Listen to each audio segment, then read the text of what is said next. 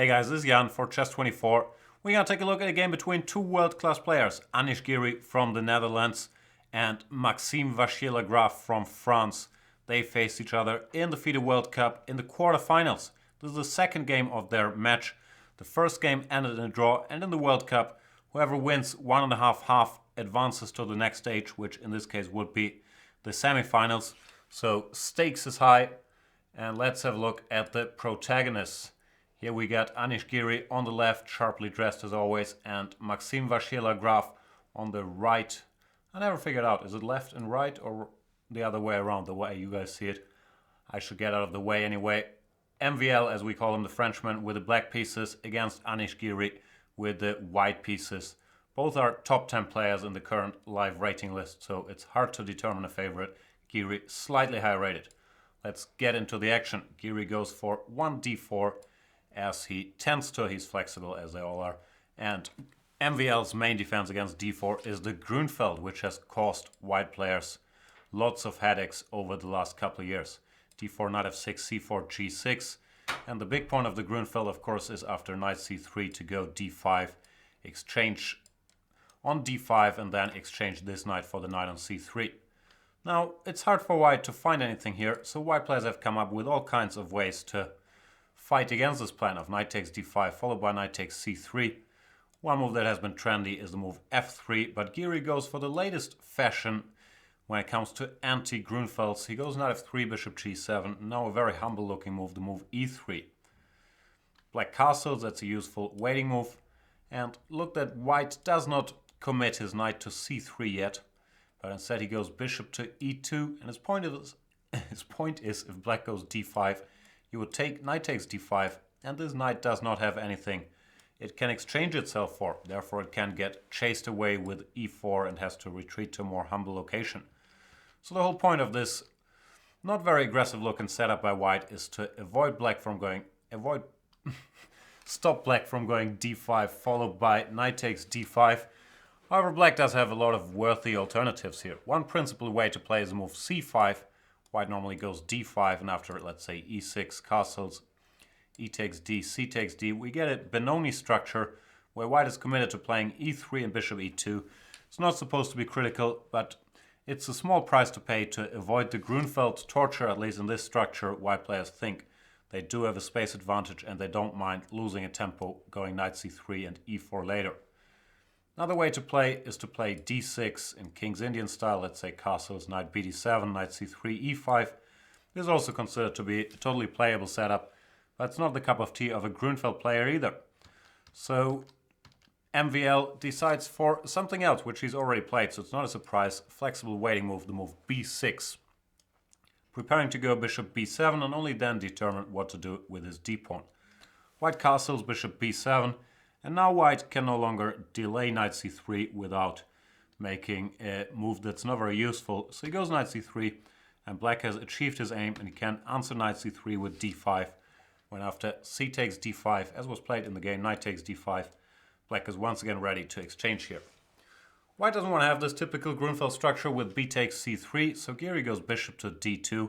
Looks humble again, but he's preparing to recapture on c3 with a bishop. Still a well-known position, or more or less well-known, 19 games in my database. The oldest one, a game Bondarevsky against Taimano from the year 1963, so nothing's ever really new in chess. And here MVL comes up with a very dynamic, interesting decision. He goes for the move c5 immediately. This is a typical Grunfeld move, but it more or less involves a pawn sacrifice. We're going to see why later. Main point is after dc, knight c3, bishop c3, takes. Black could recapture the pawn on c5, but it would leave him with permanent pawn weaknesses on c5 and a7. The black weaknesses would be more significant than the white ones. So it's not what black wants, and because most black players weren't happy with this position, instead of c5, they played the move knight d7 here in the past, which looks like a totally sensible move to me. Just preparing c5, and then, let's say rook c1, c5. Here, if white were to take, black just goes knight takes c5 and has no problems whatsoever. I'm sure Anish was up to something. I'm not sure what it is. Maybe it takes here followed by b4, some idea like that to keep the game complicated. But to my mind, knight d7 looks like a safer choice than what MVL did. MVL went for c5, dc, knight c3, bishop c3. And as I mentioned, bc5 is not very desirable. So instead, he decides to sacrifice a pawn here with knight to d7. This might look strange if you see it for the first time, to give up a full pawn, c, b, e, c takes b, a takes b. But it's actually a pretty common theme in the Grunfeld to sacrifice a pawn like that, allow white to go d takes c5 and c takes b6. And the logic behind it is that the pawn on b6 is very well defended, and it more or less controls the two white pawns on c3 and a2. Both of those are weak. Black has easy development with queen c7 and then trying to lay siege on the c3 and a2 pawns. Still, a pawn is a pawn, and in a game where losing it means being eliminated from the tournament, I do think it's a very brave choice by MVL instead of the very solid option knight d7, which he had a couple moves earlier. So they got this position. Giri, still in his preparation, blitzed out queen to d4, queen to c7, standard move rook fb1, keeping an eye on the b6 pawn, and rook to a5. There were some alternatives here. Rook fc8 looks like a very normal move to my mind as well, just targeting this pawn. But rook a5 is a cute move, preparing to either go rook c5 or just double rooks on the a file, attacking the a2 pawn, and en passant stopping the knight from jumping to g5, which in some lines, ideas with knight g5, queen h4, might have been annoying. Giri went queen b4, attacking the e7 pawn and still keeping an eye on the b6 pawn. e6 more or less has to be done, and the very direct queen to e7, trying to bring some disharmony into the black camp before black is fully developed. Here, black faces an important choice once again. One option pointed out by the computer is to give up this bishop, bishop f3, and now play rook to c5, defending the queen, attacking the c3 pawn, and preparing in some lines to go knight e5 to simplify the position. My computer gives a line like rook to d1, attacking this guy, knight to e5, queen takes c7, and here, well, black could recapture immediately, but he can also throw in an intermediate check, knight f3, gf, rook c7. This double rook ending, even though black is a pawn down, strikes me as very drawish. Something plausible would be rook b1, rook a8, take here. Or no, let's say rook d2, rook c3, take here, rook to a3. In such a position can't really be won. White is a pawn up, but he has to defend it passively. He doesn't have a lot of attacking power on the king side. So I do believe that something like that could have led to a drawish position, and I am pretty convinced that MVL did not mind a draw in this game and would have said merci beaucoup to any draw offer at any point. Well, not at any point, but certainly before the game and with the position he got. He didn't go rook c5, but instead he went queen d8, trying to kick the queen out from his menacing position on e7, accepting an exchange of queens, but under slightly more passive circumstances here. Queen takes d8, rook takes d8. Let's not forget, white is still a pawn up, and without the queen, which was doing a good job defending b6 and targeting c3, means that black's gonna have to do some suffering in this ending.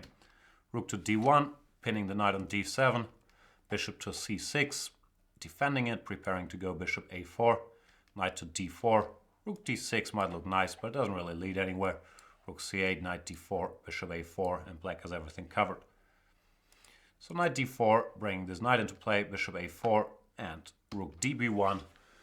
The rook understands there's nothing more to be gained on the d file, and instead keeps an eye on the b6 pawn once again.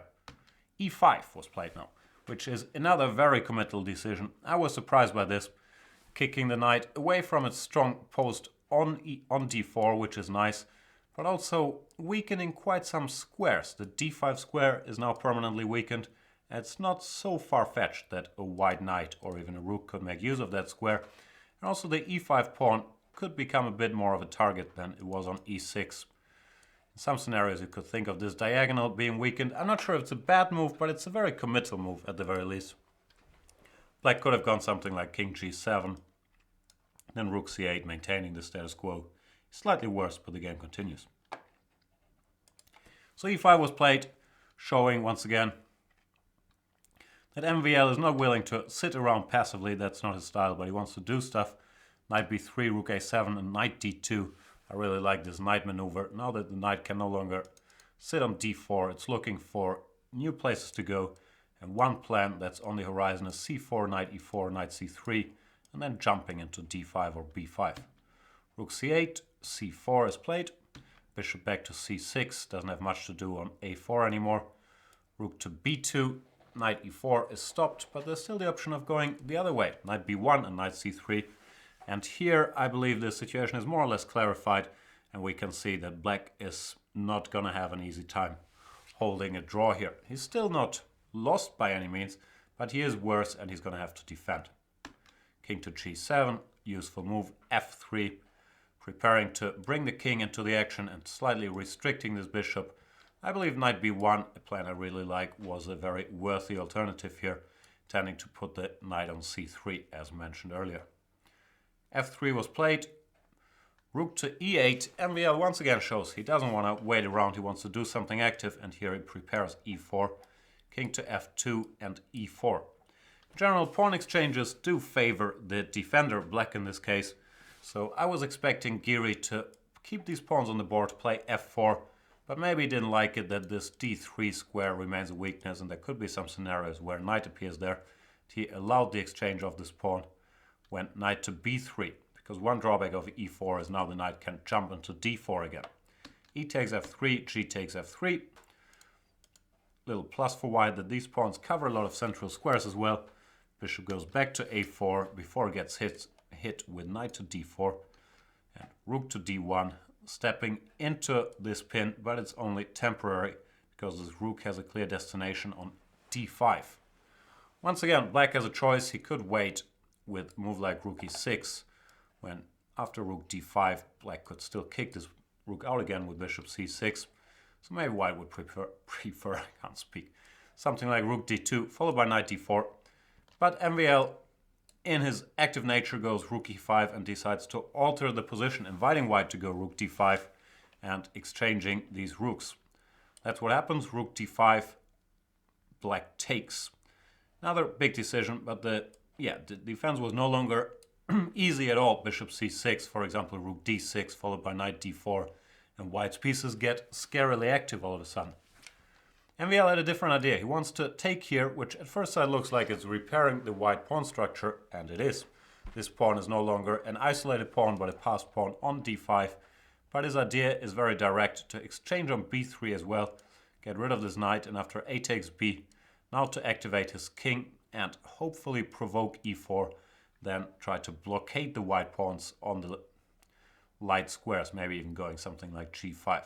So he goes king f6. His hope is to get in something like e4, king e5, king e3, and g5, when black looks reasonably solid, even though the computer still claims a healthy white edge.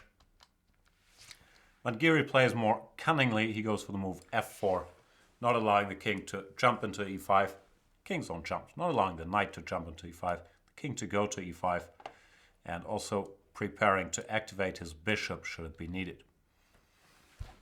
Black has to do something, and MVL does. He plays g5, which is once again a typical move. He's trying to exchange some pawns, which is a good defensive technique normally. After f g5, king g5, his knight would gain access to the e5 square, or his king could return here. So that's not something white wants. And Giri played a move which he thought was very strong, but the computer does not like it much, and it's based on a move he missed later. He plays the move rook c2, which looks good, preparing to step into c6. But after gf, ef, white has a problem that he is a pawn up, but his 4 pawns are all isolated, so are black's 3. But pawn exchanges bring black closer to a draw, and that's a likely scenario here.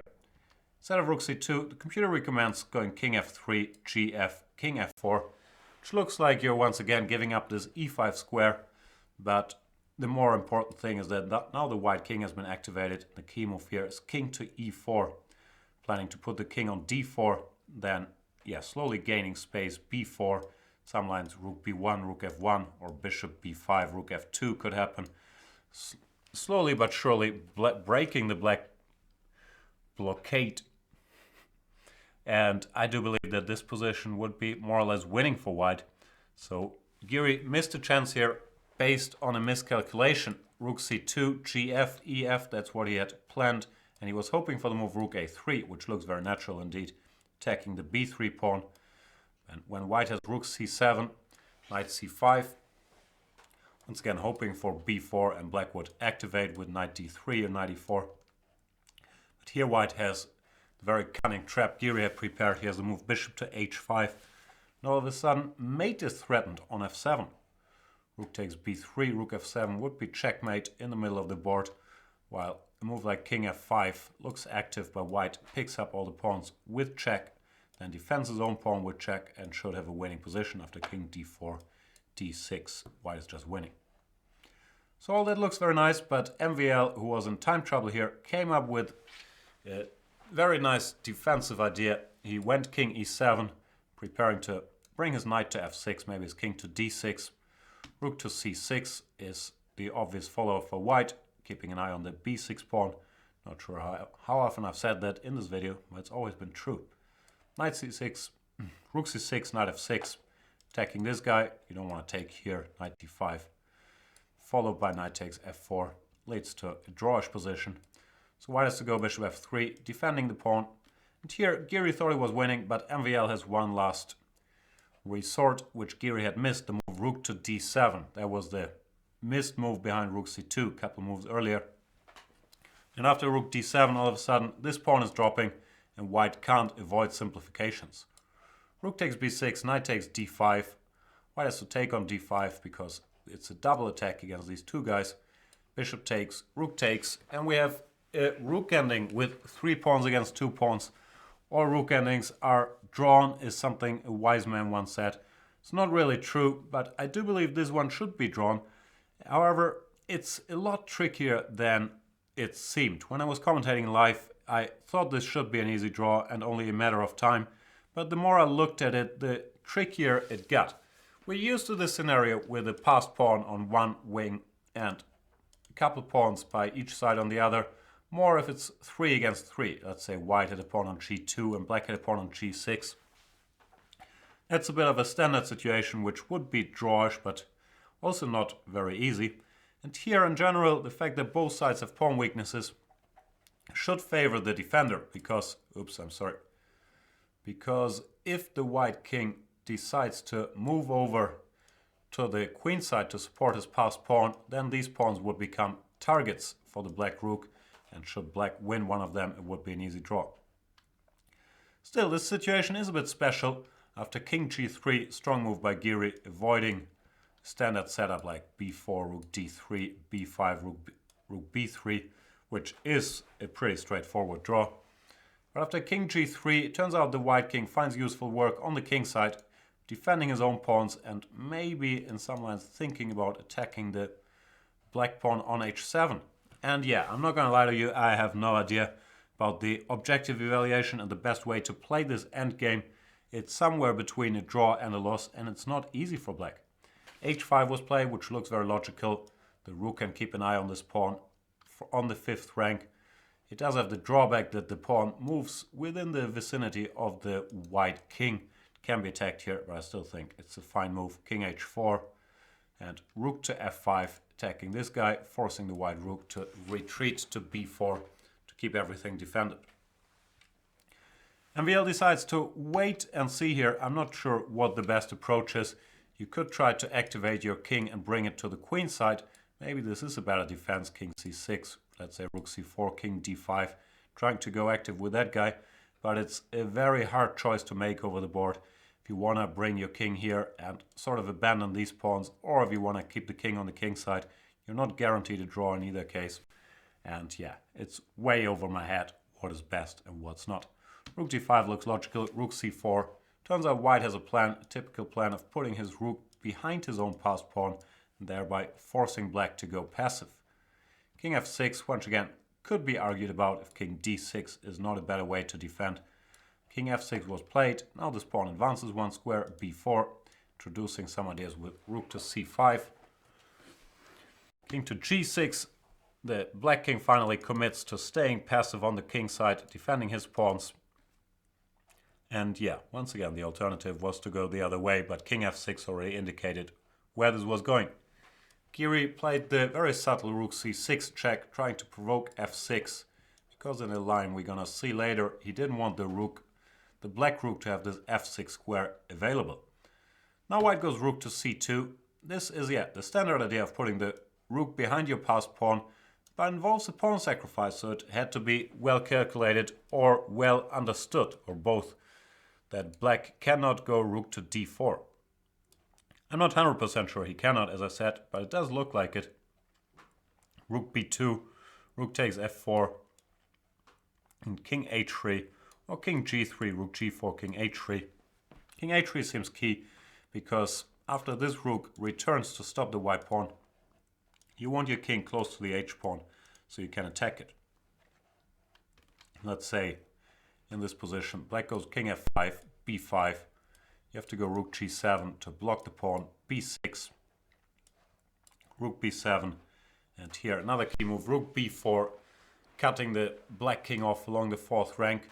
And this position seems to be easy for white. If the king comes over to attack the pawn, king e6, king h4, white is in time and should win this.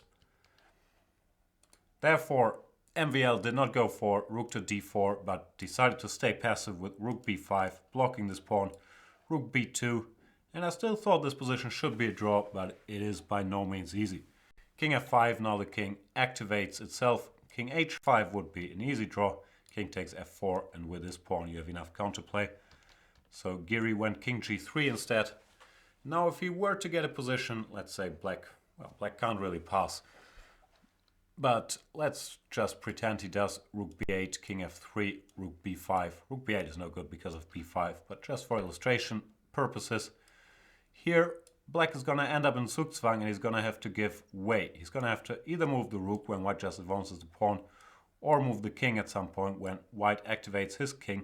And all of this does seem to offer pretty good winning chances. So that's why MVL did not want to allow the move king to f3 and went active with king to e4. Still, not easy. It looks like white can't do anything. His king has to keep defending the f4 pawn and his rook has to keep defending the b4 pawn.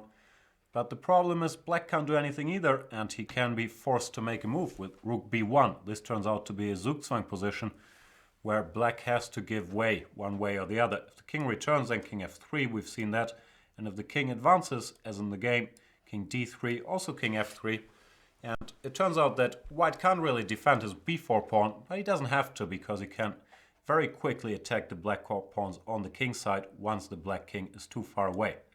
And if the king is far away, all this stuff, f and h, is only a draw against a rook. Does not really apply. That only applies if you have a defender over there.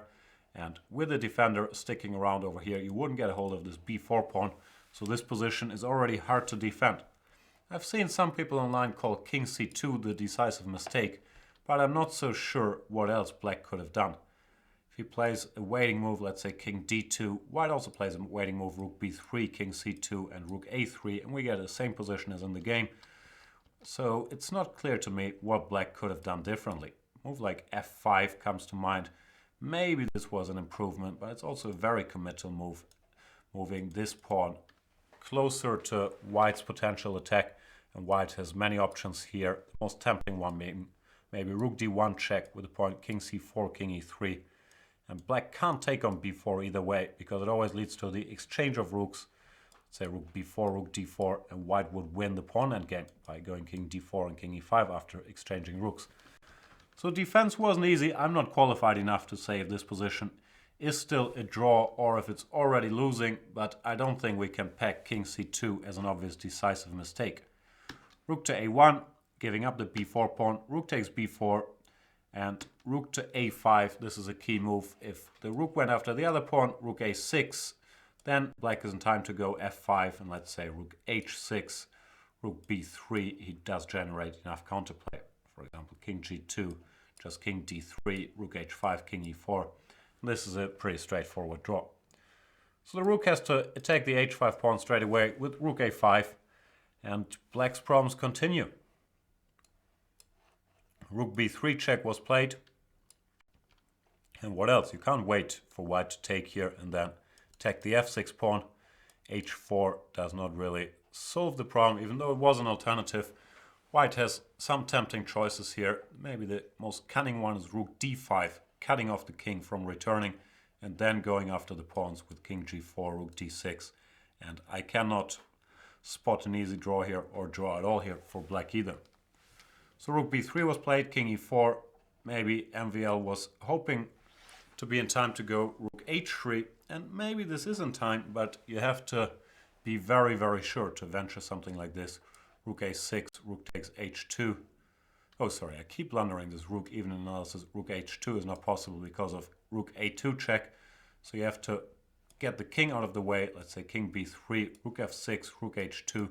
And I'm not 100% sure this position is a draw. It might be, but you have to be very, very sure to enter it. Maybe this was the best black chance. Let's say rook to c6. Now push your h-pawn, and you might be in time. If the h-pawn makes it to h2, this position is always a draw, but it's not easy at all, especially to judge this. And also after rook h3, there might be alternatives like king f5. Once again, you can't take on h2 yet, so you have to go king b3, king f6, rook h2, king g5, something like this. Or maybe king g6 is more precise, h4, rook h5. And black might save himself by one tempo, but I would not bet on it. And in a practical game with very little time, all of this stuff is incredibly scary to enter. So MVL instead chose h4, also logical move. Maybe this was a better bet. I honestly don't know. He went h4 and white went king to f5, going after the f6 pawn now. MVL decided to rush his king back. Once again, I'm not sure if passive defense was a better bet. Rook b6 has a drawback. This king could now be cut off again with a clever rook a3, intending rook to h3. And I do believe this position is not very easy to defend either. Here either king g4 or rook h3. All of these lines deserve a much deeper analysis than I am able to offer. I'm sure a lot can be learned here, but in general, in practice, such things normally do get lost. It's so much easier to be the attacker who can play more or less easy attacking moves, while the defender has to be incredibly precise and never be wrong about one tempo in one of these lines he has to calculate, which is incredibly hard to do with little time. So instead of rook b6, MVL played king to d3, king takes f6, king e4, at least bringing his king back into the battle. But now white has a passed pawn.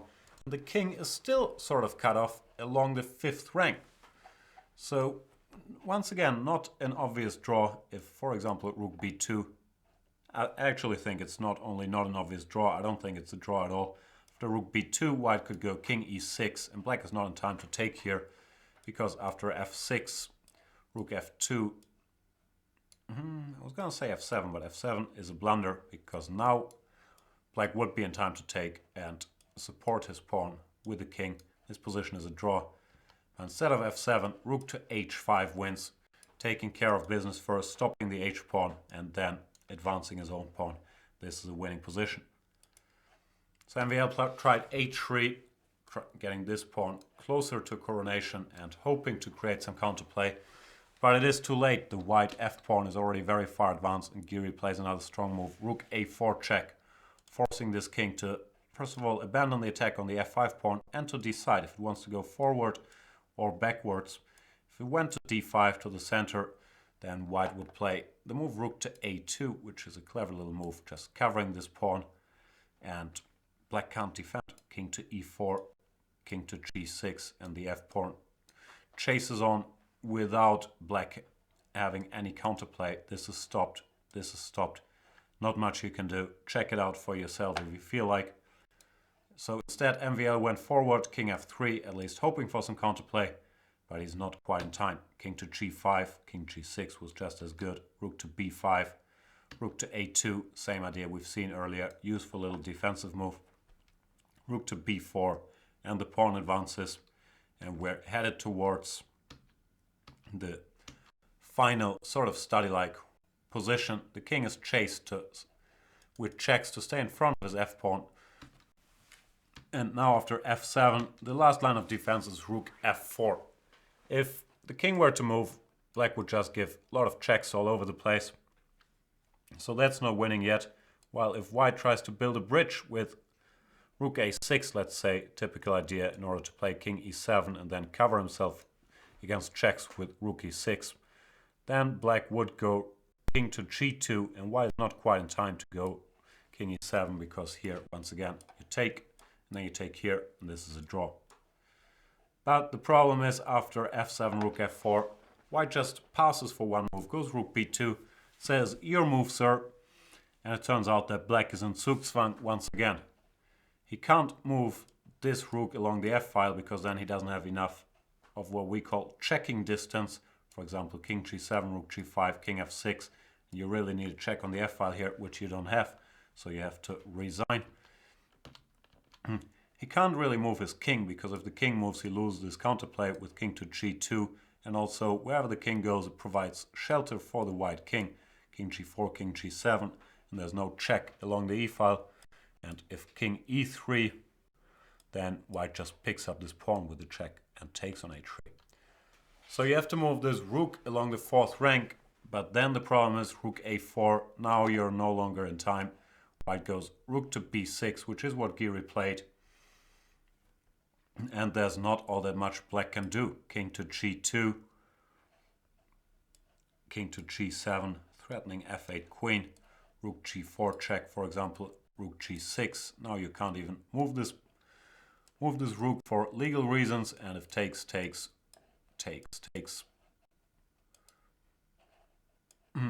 black is not in time. If his pawn were on h2, this would be a draw, but with a pawn on whatever it's called, h3, it's an easy win. I will just demonstrate how you do it. You just give a bunch of checks, getting closer with the queen, and then sooner or later you force the black king to make a very unhappy decision, which is to either give up the h3 pawn or stand in front of it and then give it up next move. Zugzwang once again, and you lose. So yeah, this was a bit of a random line, but it goes to show one typical technique here. The alternative after king g7 would be rook to f4, once again hoping to give up the rook for the pawn and make a draw, but white is not going to allow that. He's going to win with either rook b2 check or rook to f6, deciding the game, and we get the same endgame we just saw with the queen against the pawn. So MVL decided to resign after rook to b6. Nice game by Anish Giri, and if you think this stuff is easy to world-class players, I do not agree. I think these endgames are incredibly tough to play, even for the very best. And let's have a brief look at Anish Giri contemplating his moves to show you this was not an easy thing to do for Mr. Giri. Here we see him trying to, I don't know what he's trying to do, trying to eat his pieces or trying to get in touch with them, but agonizing almost, and he's the one with the edge. You should wonder how MVL felt about this. Let's see, Anish, can you get any lower with your head? Ah, there he goes. I'm not sure, maybe this is the best he can do. Nah, there, we get one more level, Anish. Yeah, this looks like a lot of stress, and I wonder what happens if you accidentally move the pieces with your head, if that is a rule violation. Anish has been penalized before in this tournament for adjusting his pieces while his opponent was to move, but all his hard thought did bear fruit in the end, and he did win this match against MVL and advances to the, what am I doing? I don't know what I'm doing. Advances to the semi-finals, where he's going to face the winner of Peter Svidler against Wei Yi, who play a tiebreaker tomorrow. The other player who already advanced to the semi-finals is Pavel Elyanov, who continues to be in amazing shape, defeating Hikaru Nakamura. So we're in for a lot more excitement in the World Chess Cup. Thank you guys for bearing with me and my lack of rook endgame knowledge. And I'll see you next time or on Chess24 to follow the event live. See you then. Bye bye.